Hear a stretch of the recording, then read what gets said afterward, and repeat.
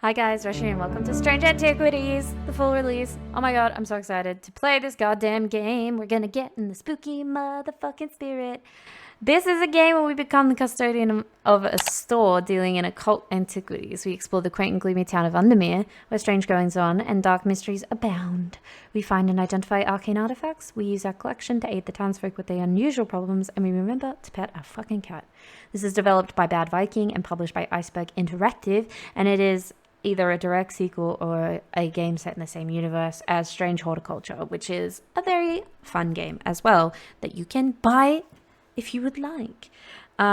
This game retails for $26.50 AUD on Steam, and it released in September. And I had plans to play it, but I was waiting for around this Halloween-y time, and then my computer broke, and then it was a whole thing. So I'm finally getting to play it. I was supposed to pre-record episodes to release, but we're getting there. We do what we can. And I just recently replayed Strange Horticulture in my own time.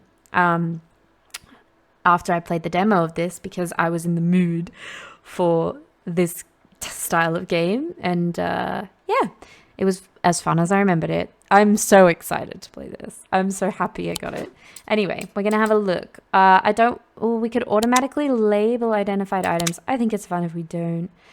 Shift to zoom. We can shift to zoom.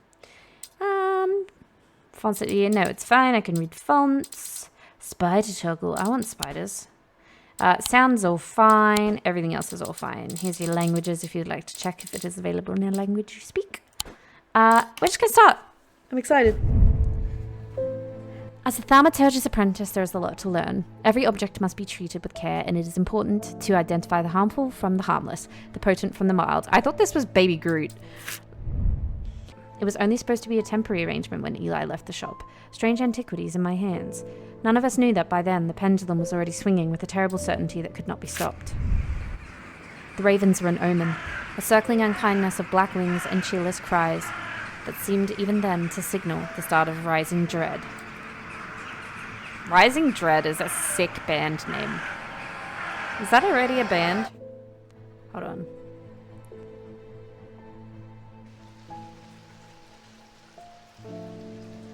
I don't think it is. My band name. Hello, kitty. Oh my goodness. Hello, sweetie. You're such a good giggy. Okay. Oh.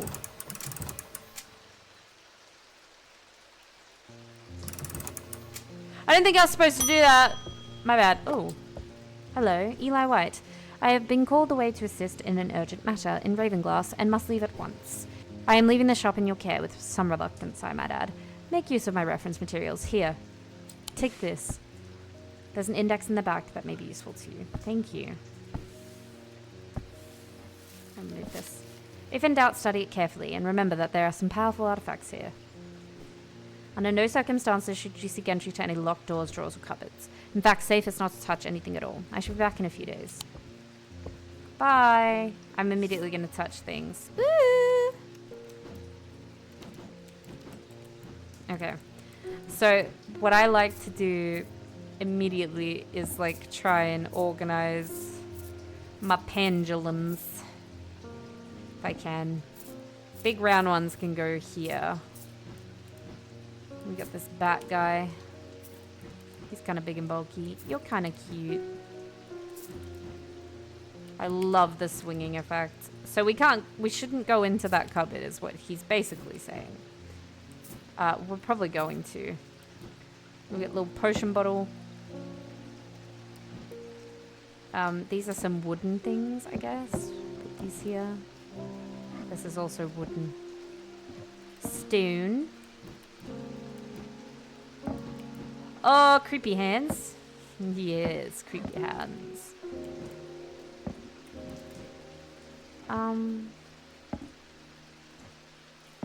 Weird artifact looking things.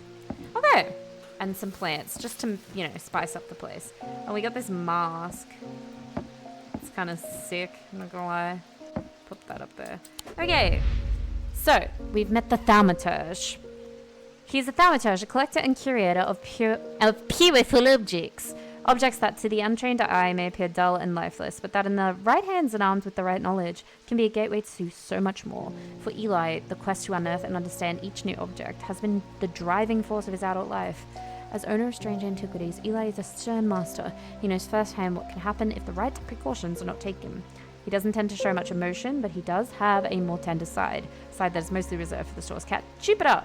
And he's been told to leave. This is Jupiter, Devourer of Souls. He is Eli's Jupiter's thaumaturge. Jupiter found strange antiquities, perhaps drawn to the curiosities within, and made it his home. Eli was more than happy to accommodate him, but he learned early on that Jupiter was his own master. His business is his own, but it largely consists of regular naps, terrorizing rodents, and midnight explorations of Undermere and beyond. What he does on his excursions is a mystery, but he seems to be well known among the town's residents. And he loves the kitty cat pets. Alright, that's our archives. We have this book. Okay. So there's also, there's an index at the back. Okay. So yes, this is like a puzzle game. You own a shop, and you have to figure out what people need. Thomas Pope. Congratulations, today is the day you meet the great Thomas Pope. That's me. I'm a man of two loves, fresh mountain air and a little white dog called Hamish. But I reserve some room for laughter among friends and shops with cats in them. If you'd be so kind, I'm looking for a replacement for my hunter's boon. Okay. Use this on items to inspect them. So we need a hunter's boon. Yes? So in this book, if we go to the front, oh, here. Okay. So, a hunter's boon is a primitive item. They grant the power of the predator, enhancing perception and agility. They are made from trophies, taken from slain beasts, with those from the deadliest predators being the most prized. They are simple items without embellishments. So, we can now close this book, and we can go and look at our stuff to see if we have anything. So this is yellowy brown. It's a yellowy white color. Smooth but with hard ridges. Scent and sound. There's nothing to hear. And it gives me a sensation of power. Could it be from an animal? Possibly. In fact, I believe it is that. So I am going to think this is a hunter's boon. And I'm going to green hunter's boon. And watch me be wrong. But we're going to try it. Yay! This is a tiger's tooth, a trophy from a predator. On closer inspection, it gives a sensation of power. Oh, and we've got new book content. Thank you. Hello. So we know this is a hunter's boon. We'll put it somewhere else for now. Oh god! Yes, the nights are drawing in again. Dark shadows hide dark deeds, or so my father always used to say. Seems like the shadows have grown darker since he passed 2 winters gone. A creeping dark has set up in my house. I'm told a shadow hold will draw it out. Okay, so let's go look at what a shadow hold is. Back to here.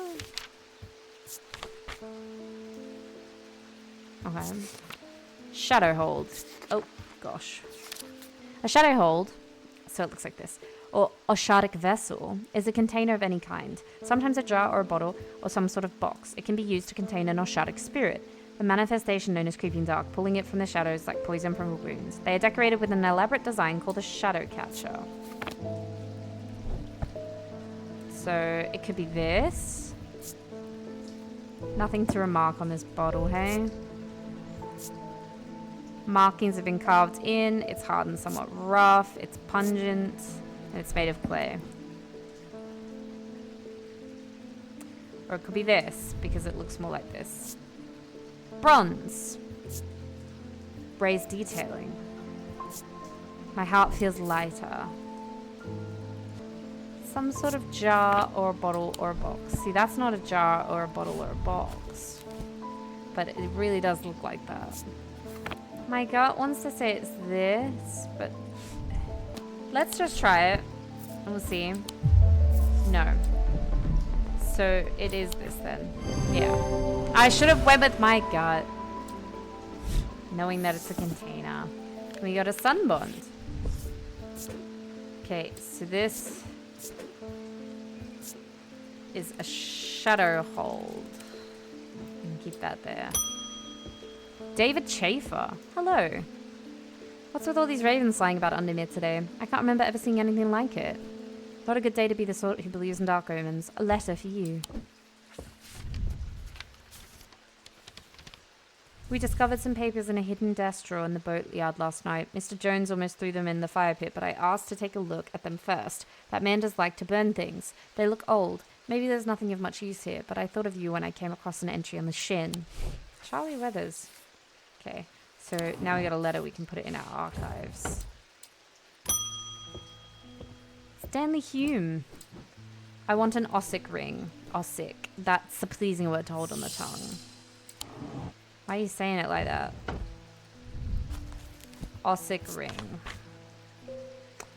Okay, so here we go.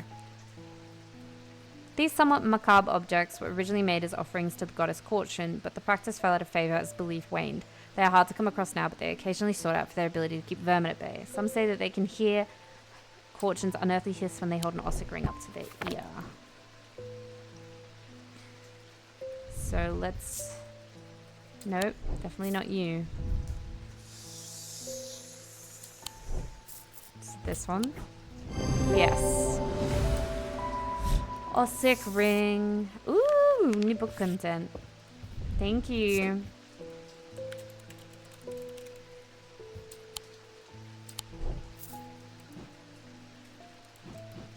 I should keep this up here with this. Oh. Hello, Edmund Bishop. The behavior of these ravens is disturbing, to say the least. As a rule, they only come together to feed. Ravens are omnivores, carrion eaters.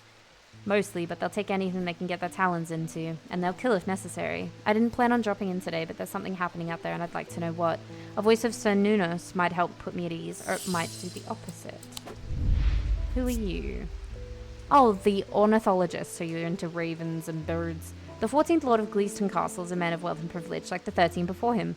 He is a man who would be easy to despise, as his father was, but he is well loved by those who know him. Now retired, he was a professor of ancient languages at the University of Cumbria, but his real passion is birds. His students learn to divert particularly dense lectures on Latin declension by asking about local owl species or by quizzing the professor on increasingly exotic bird calls. So he just loves birds. He wants a voice of Sarnunos. Bronze talk that has certain imbued properties. Such an item can be used to read the patterns of nature. So something that's bronze.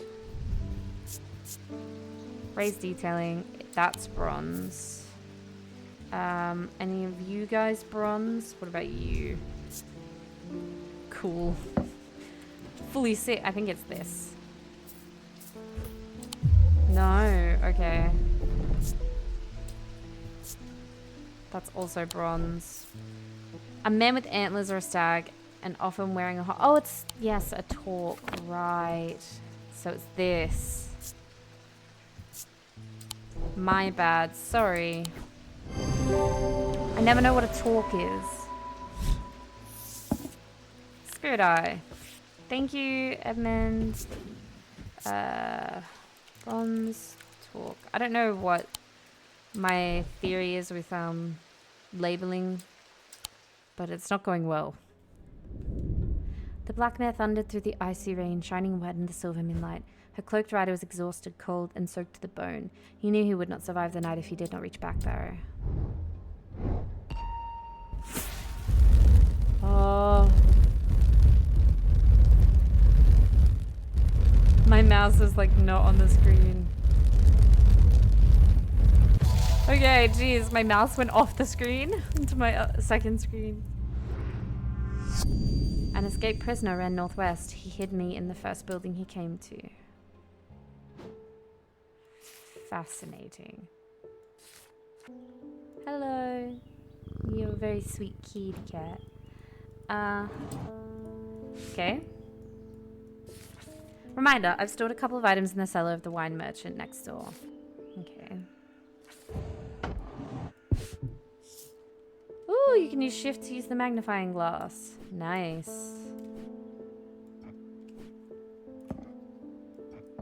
Is this a pattern of some kind? All thalmic objects produce a field of sorts. Although invisible to the naked eye, they can be observed by placing the object over a thalmic lens. Okay. Ooh. Yes. We got some other items.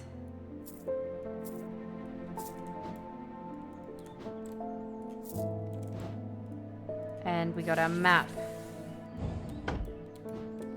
We should look under here as well.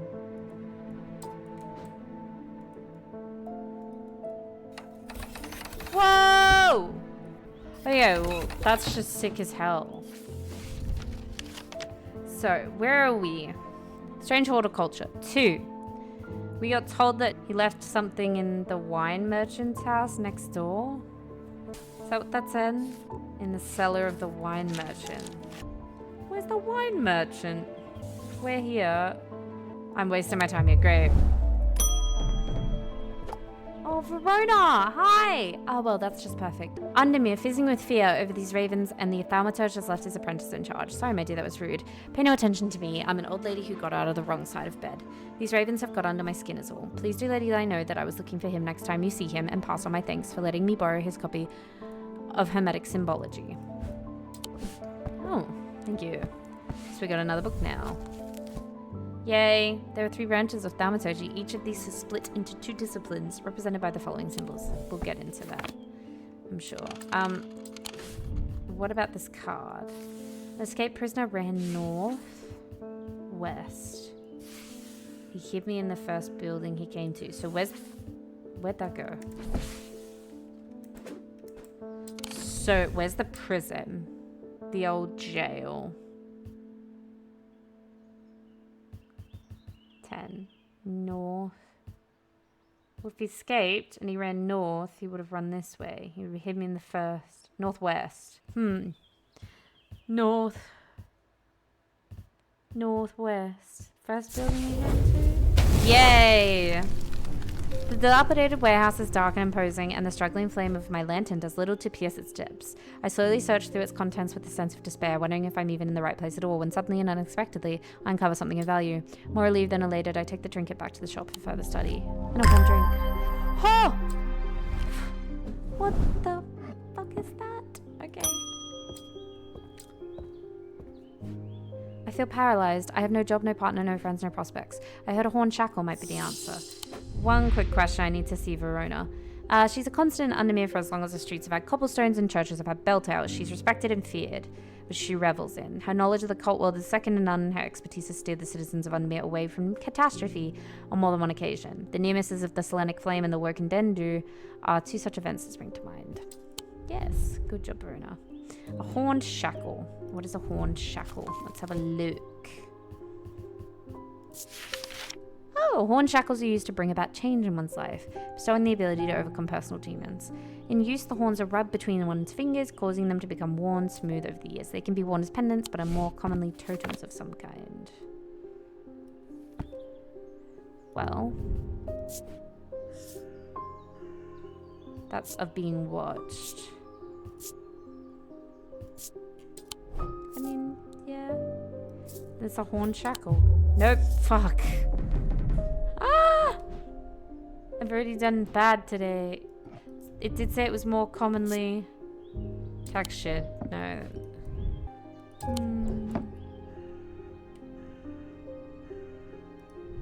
Oh. Scared the shit out of me. That's what my weights are. Change in one's life. The horns are rubbed between one's fingers.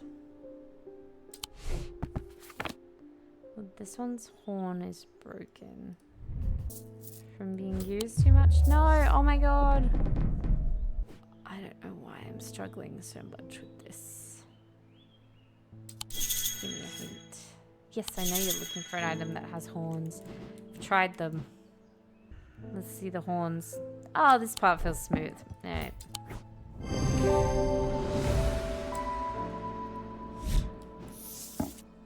A Vestiger. Horned totem. Good thing.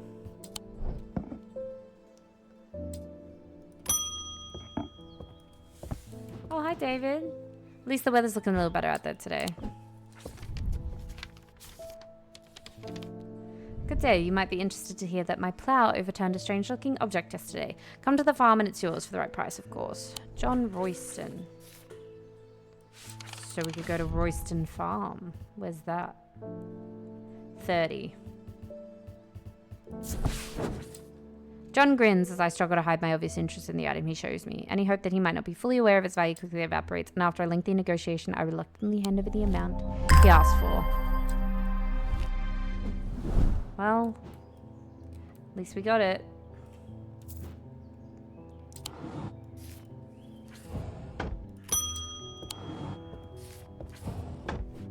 Ah, Jupiter, we meet again. Our paths crossed late last night on Princess Street. We shared a moment before he sunk off into the dark on important business, no doubt. I wonder if you can help me. I'm visiting my grandmother later and I wanted to bring her something. She lives all alone on the edge of town, out on Clanbrook Road, and I don't always manage to get out there as often as I'd like. I thought maybe a moon heart would bring her some comfort. What is a moon heart?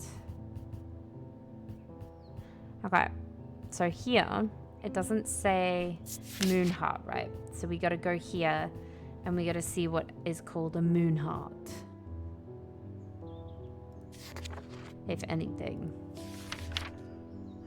Moon heart, it's a Selenic totem. These carved totems, more commonly known as moon hearts, can be imbued with a sentiment or feeling, such as love or joy, and then held tightly to recall the same feeling. They sometimes feature crescent shapes associated with both the Selenic and Noctic disciplines. Indeed, the form of the item itself will often have a connection to either the moon or the night. So this is rough and gnarled. Moon-shaped. That's not where I want you. I mean, this is a literal owl.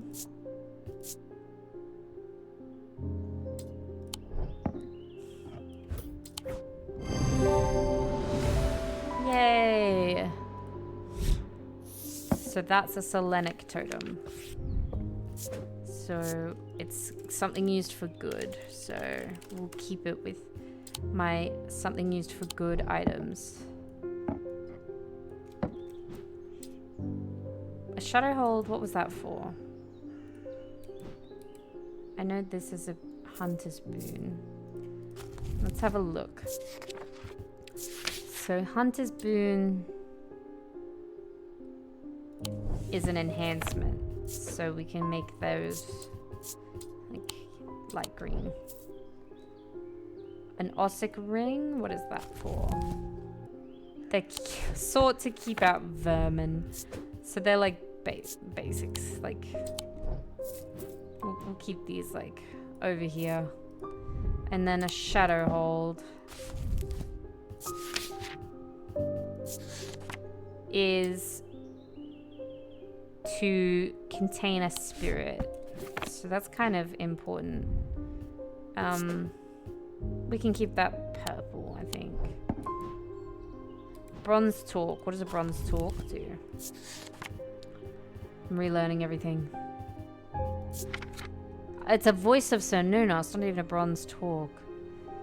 To read the patterns of nature. Voice of Sir Nunos. And it's something to read the patterns of nature, so it's kind of like just basic. Okay.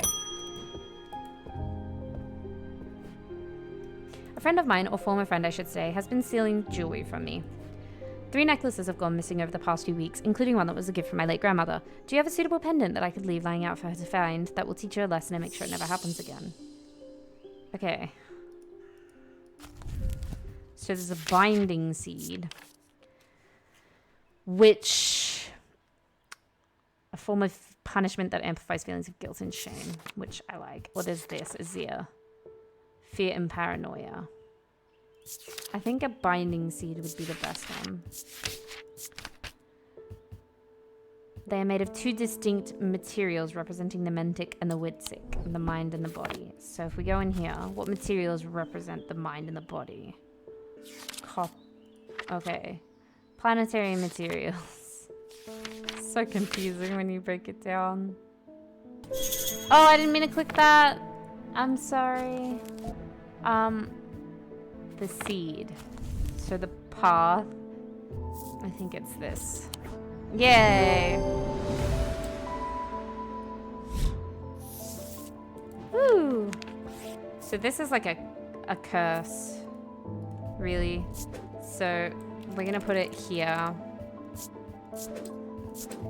with a red little tag on it. Ooh, Emmett Burrows, hello. They found a man just now in that house where all them ravens were. I wish I hadn't seen, but I did. He was sheet white, but it was his eyes that are going to give you nightmares. All black they were. It was like he weren't there anymore. I don't need to wait around for another sign. I'm taking my family to Sedberg, and I'll be taking a libula to see us safely through. The hell is a libula? They are purported to offer reassurance in times of upheaval and change, but they are not held in high regard by most scholars of the occult. That being said, an imbuement of wisdom shows that a libula is not merely decorative. There is power in symbology, as the old thaumaturges know. So what's the wisdom? So that square. Ah, which is on here. So this? Yes. See, awesome. A libula. And it's for times of upheaval and change. So we're gonna put this up here with this. End the day. Oh, I'm sorry, kitty. I should have petted you some more.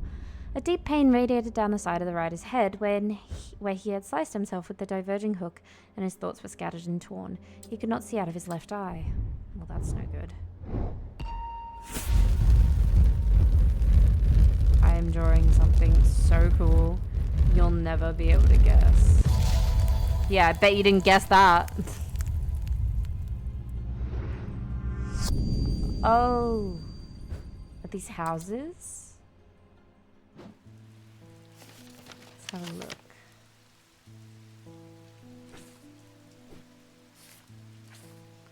Let's see if we can find this exact combination of things.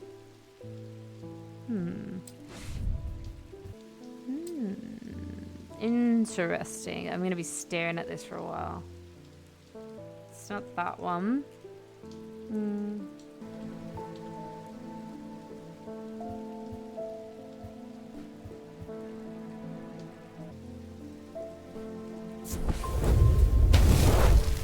Really? That did not look anything like it.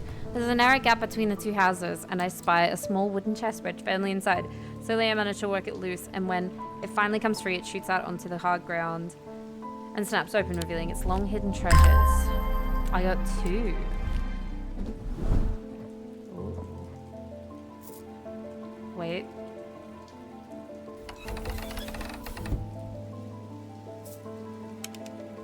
Nope. Can it fit in this though?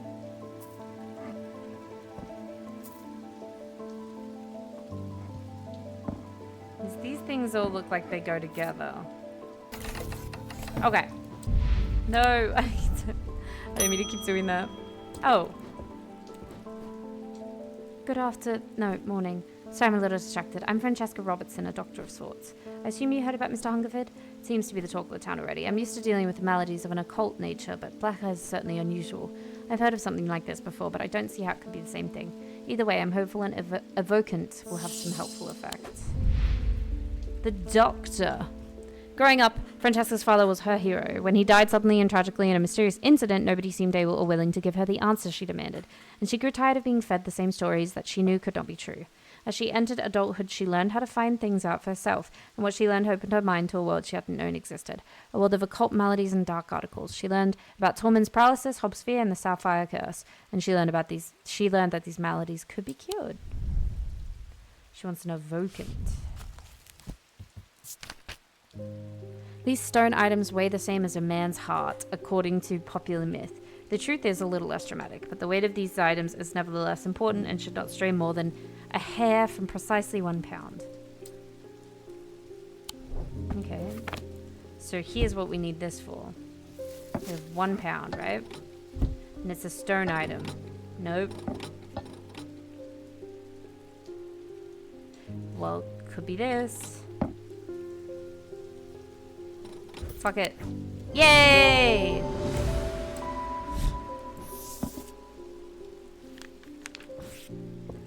So what was that? An evocant? Evocant. Ooh. I'll put that over here with you. Did somebody else come here?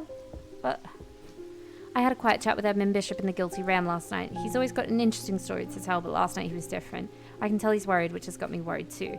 I know it's not much, but I'd like a shield charm all the same. Okay. Shield charm.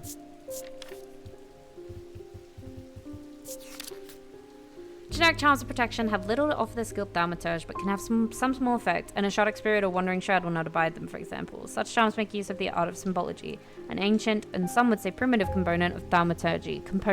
They can be made from a variety of materials, they're rarely precious metals. So do they have shielding in here? No. Well. Let's give a hint. Sounds like I need to... I did that. Shield. Protection. Got it. It was right. It was this one.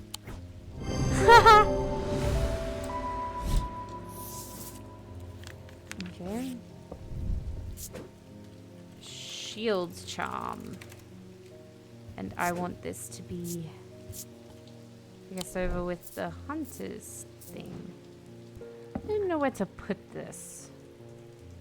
Let's pop it here. I don't know. Okay, hold on. No, it is a pattern. Fairly certain. Yes. Because this is the same here. And then this one. See. So it is here.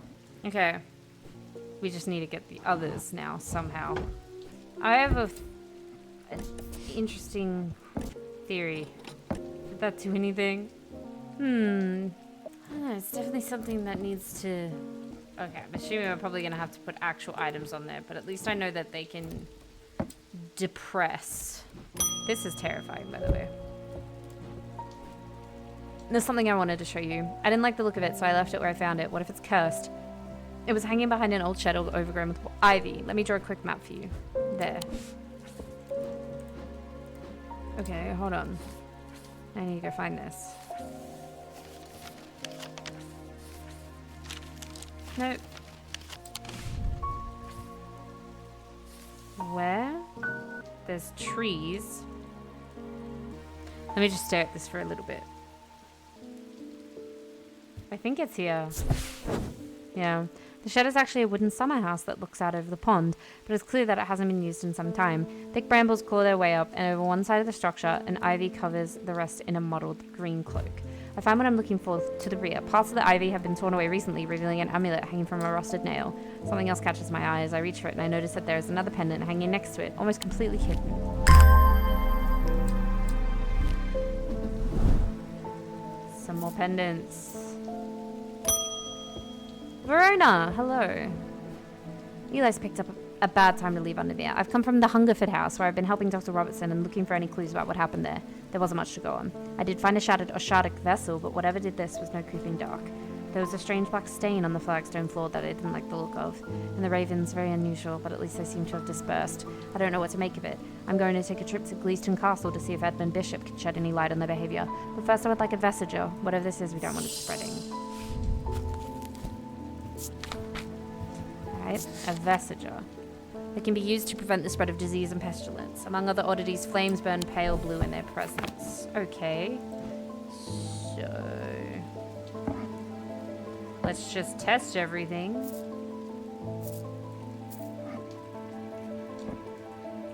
None of you guys? No, none at all? Wait, I can just do this. This is way easier. Okay. Oh! Wait, which is it? It's this. Okay. Here you go.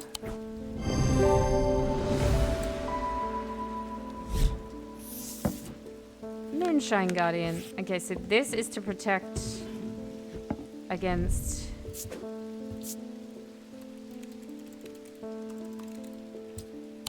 Okay.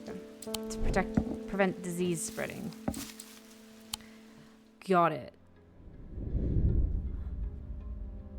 2 days earlier, the writer and his fellow adventurer were deep underground exploring the tunnels below the Kirkhead Tower when they made a discovery. Their elation at their find would soon turn to horror.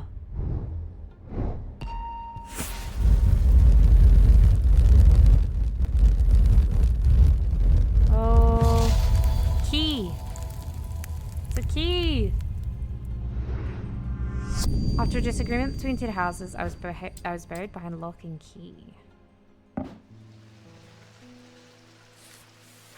Is there a place called Lock and Key? Keystone Manor. Lock House. Lock House. Keystone Manor. Here. Nice. A large flat slab of granite marks the otherwise empty field. It bears an inscription. On this spot in the year 1813, Arthur Key did shoot and kill the beloved horse of Wellington Lock.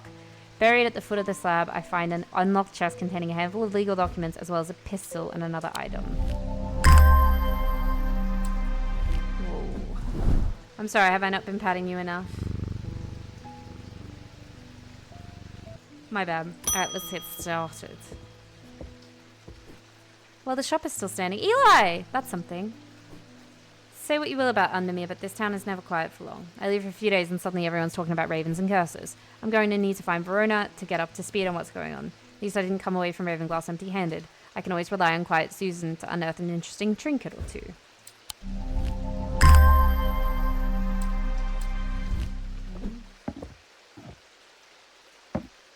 Jesus. Well... I'm not a good person. I'm pushing away the only people I care about. Help me to do better, please. I have to change, but I don't know how. What do you have that can help me banish my inner demons and make the changes stick this time? Oh, is that what an Oshik thingy does? Or a horn totem? It's one of the ones I've already done, right? Yeah, the horn shackle.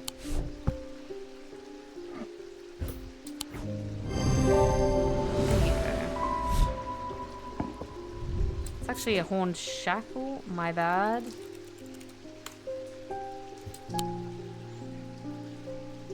Okay. I'm gonna have a look. So I still want to figure out this one. Sold a couple of items in the cellar of the wine merchant. So there's a wine merchant. Oh, 2 is strange horticulture. Where strange antiquities, which is 29. So the wine merchant is here.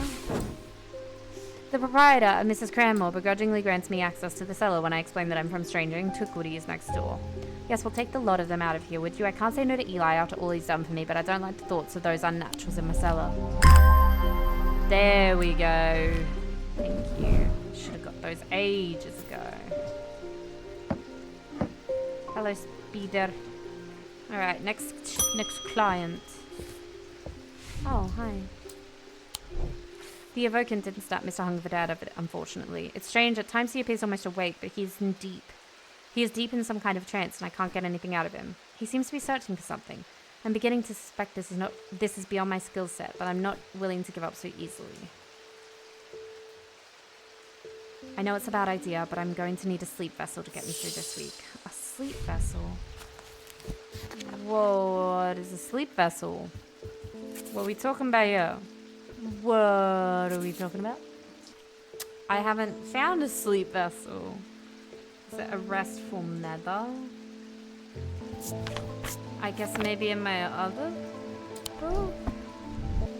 I have no idea. Am I stupid?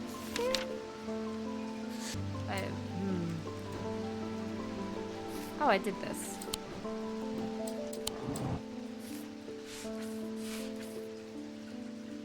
Oh, I have to do that. I haven't done that yet. So I've done these ones. Sleep vessel. Oh my gosh. Okay. Take a hint. I'm looking for a 6-pointed item. Okay. That's 4. 4, 5, 6.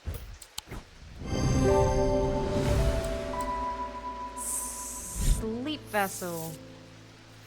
Okay. I guess that's to help sleep. I had to use a hint there. I'm sorry, I didn't have the info. I want to figure this out. We discovered some papers in Hidden Destro in the boatyard last night. In the boatyard. Maybe this is where I was supposed to get it. The boatyard. 8. The yard has seen better days. A mess of broken and rotten timber covers most of the outdoor space that isn't taken up by upturned boats, slowly being claimed by the weeds. In the middle of all this, a man looks up from repairing a small rowing boat. You must be from Strange Antiquities, he says with a smile. He takes me into the dilapidated office, where 2 metal buckets collect drips of brown water and a thin window pane rattles with every footstep. He pulls a sheaf of brown papers out of a desk drawer and places them gently in my hands. There! I was supposed to get Sleep Vessel. Apparently it's not just what he gave me an item. Okay, so, yes. That makes sense. I should have done that first. Hello. Many years ago, I owned a silent breath, but it was already old when I inherited it, and its power died soon after. It's about time I replaced it. Silent breath. Let's have a look, shall we? There are those that consider the white heart a prize to be claimed, but there is no glory to be had from killing such a noble guardian of the forest. A silent breath contains a small token taken from a living white stag. While the stag lives, the item will retain its power. Okay. I mean, this is clay.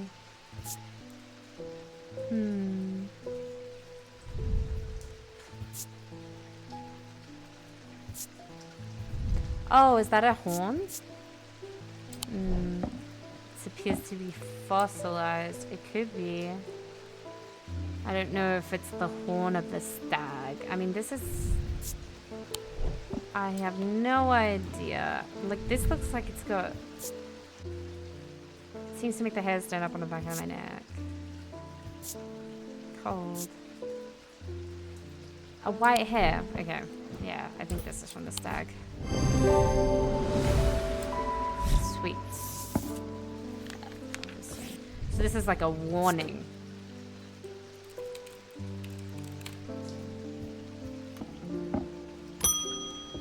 Rufus Shelley! Hello. I've always wanted to try a dataless link.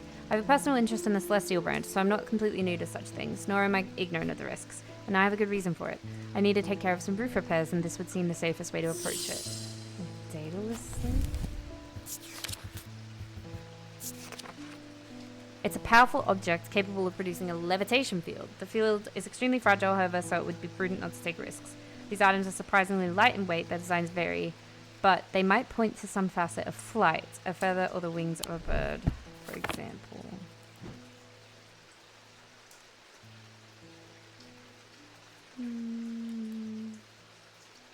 This, maybe? Raised detailing. Maybe? Yay! Dataless link. Okay, we're just finding more and more stuff. Okay. Edmund Bishop again. Hi! The ravens are back, I see. Looks like it's going to be worse this time. After speaking to Verona, I've come to extend an open invitation to visit Gleeson Castle. My family has lived there for generations, and I know there are artifacts that would be of use to you, gathering dust in hidden corners. All I ask is that you stay out of the south tower and the master bedroom. And run anything you find by me, of course.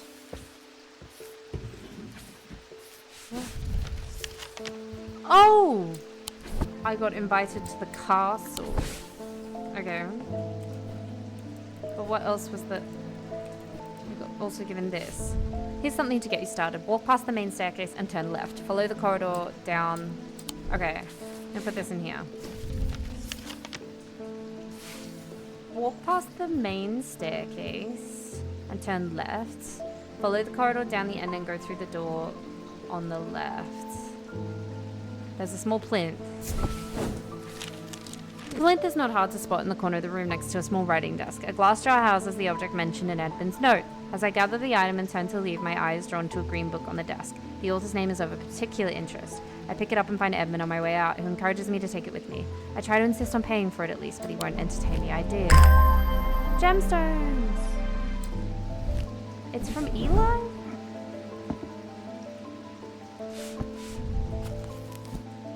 Oof.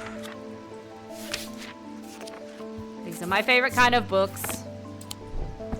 Okay. This is crazy. So we've been here. We're not allowed to go to the South Tower or the master bedroom. Okay. Maybe we should go Mars in winter, rising in summer. Maybe we should start in the grand hallway. Nothing. Okay. What about this room here? Should not have come here. Okay, there's nothing really in here that's of use.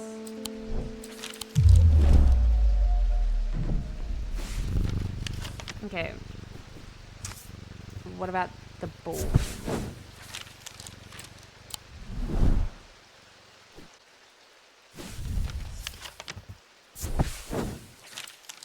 Fuck. Okay. I'm just gonna... I'm alright. I can put this away now.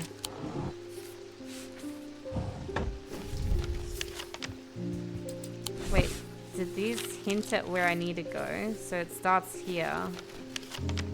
And then I need to go to Z, maybe? Right, I need to stop randomly doing shit. It's not helping me. Yeah, okay. I'm going to shut up shop. And then I'm probably going to leave it here after we read this little bit. At the end of a long passageway after days spent clearing away dangerous rockfalls, the duo came upon a chamber. In it they found a small stone tomb, too small to contain human remains.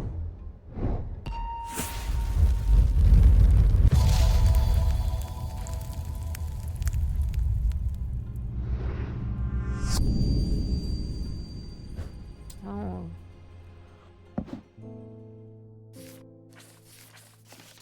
I assume this is to be used on this map.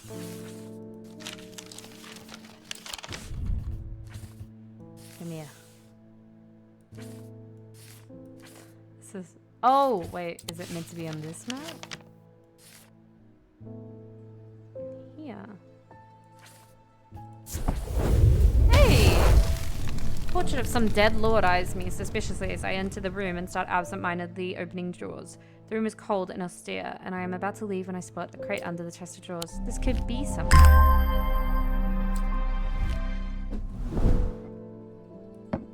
Okay, I'm gonna leave it here. This game is very fun. It's the exact kind of vibe that I love. It reminds me so much of the first game. It's all around pleasant to play, and I will be playing more of it, so keep an eye out for it.